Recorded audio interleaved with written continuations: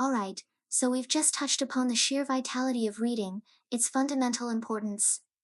Now, let's dig a little deeper.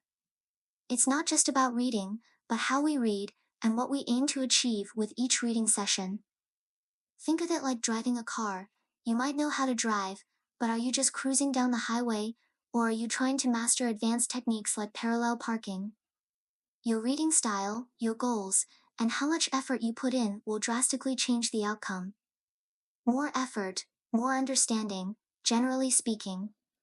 But before we can really get to that deep dive, we need to understand the different levels of reading.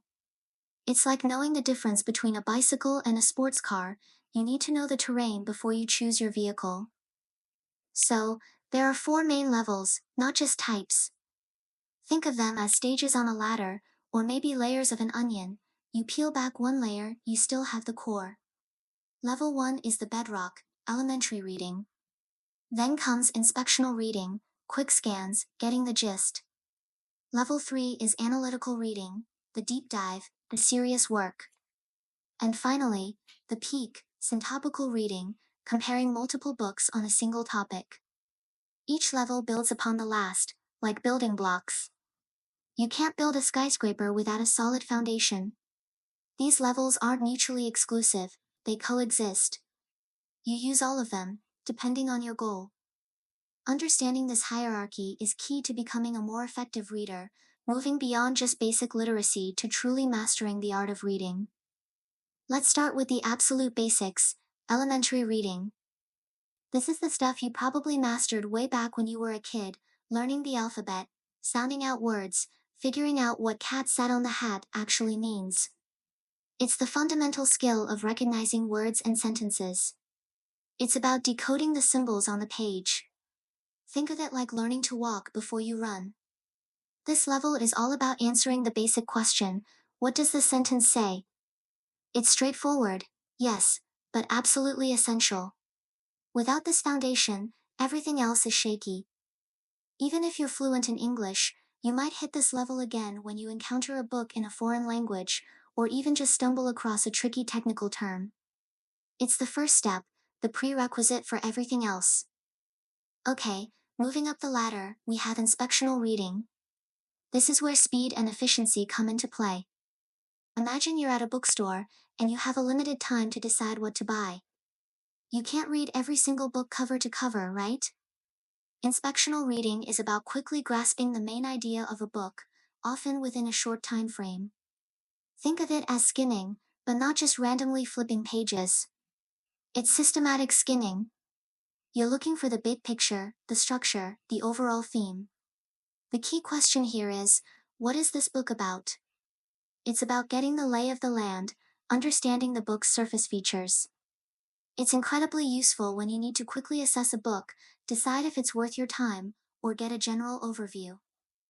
Many people, even good readers, skip this step and dive straight into detailed reading, wasting time and effort when a quick scan would suffice. Now we get to the serious stuff, analytical reading. This is where the real work begins. It's the most complex and demanding level of reading, requiring focused attention, active engagement, and a deep dive into the text.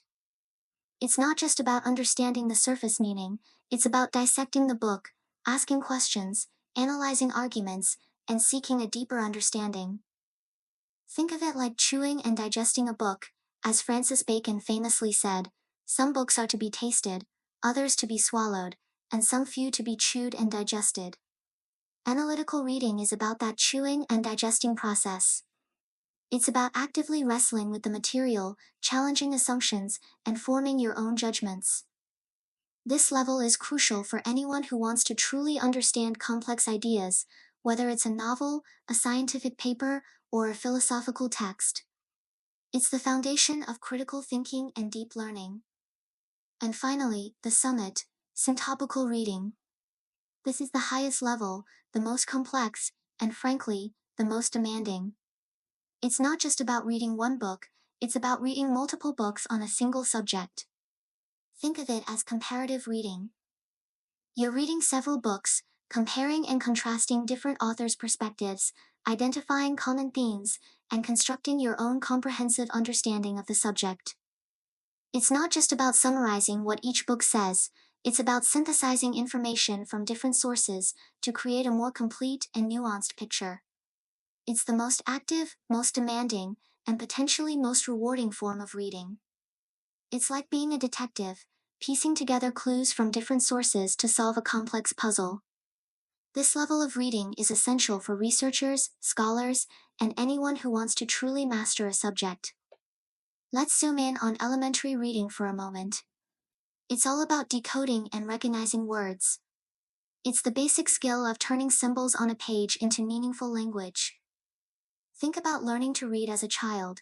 It's not just about memorizing letters, it's about understanding the rules of the language, the sounds, the patterns.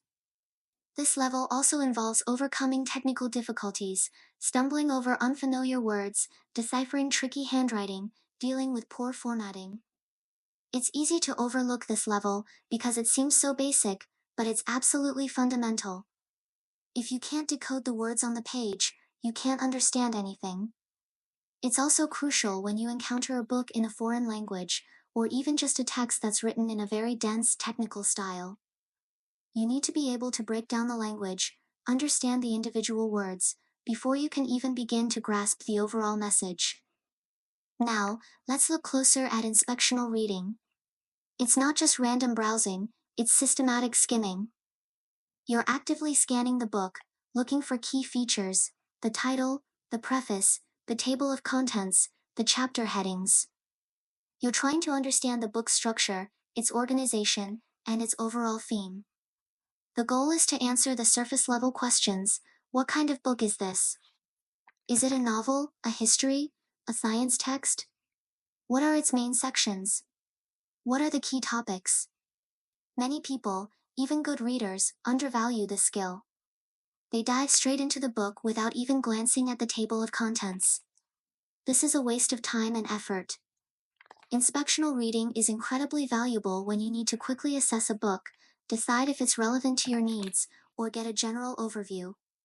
It's about being efficient and strategic in your reading. Let's delve deeper into analytical reading. This is the most complete and thorough form of reading. It requires sustained focus, concentration, and a systematic approach to understanding the text. You're not just passively absorbing information, you're actively engaging with the material, asking questions, analyzing arguments, and evaluating evidence. Think of it like having a conversation with the author. You're trying to understand the author's main point, their argument, their key ideas. You're looking for the author's assumptions, their biases, and their potential weaknesses. Analytical reading is essential for deep understanding, for critical thinking, and for developing your own informed opinions. It's about moving beyond surface-level understanding to a more nuanced and sophisticated grasp of the material. It's the foundation of intellectual growth and academic success. Finally, let's explore syntopical reading in more detail. This is about comparative reading across multiple books. You're reading several books on the same topic, comparing and contrasting different authors' perspectives, identifying common themes, and constructing a comprehensive understanding of the subject. It's not just about summarizing what each book says, it's about synthesizing information from different sources to create a more complete and nuanced picture. Think of it like building a mosaic, using pieces from different sources to create a larger, more complex image.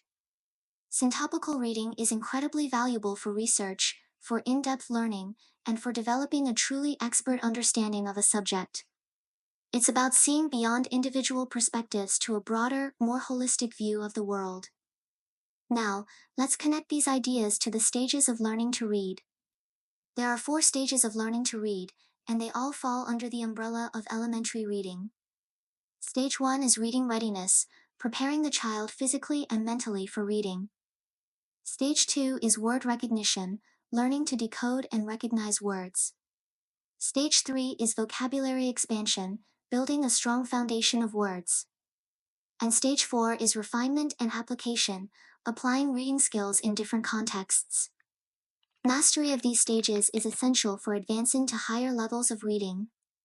It's like building a house, you need to lay a solid foundation before you can build the upper floors.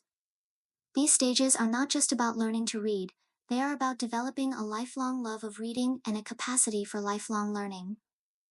Here's a crucial point.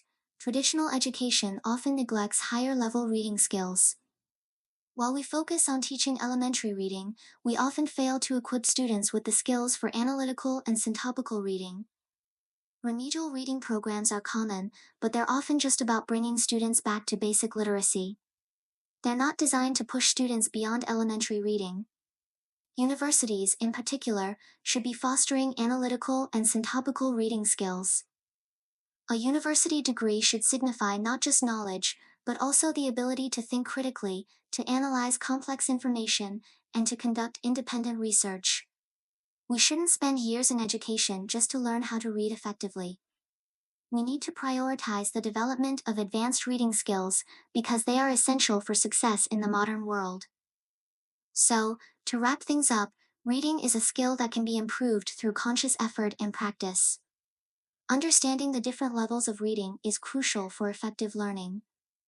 Higher education should prioritize the development of advanced reading skills because they are essential for navigating the complexities of the modern world. Becoming a capable reader is not just about personal enrichment, it's about empowering ourselves to participate fully in society, to make informed decisions, and to contribute to the world around us. Let's commit to becoming better readers, not just for ourselves, but for the future.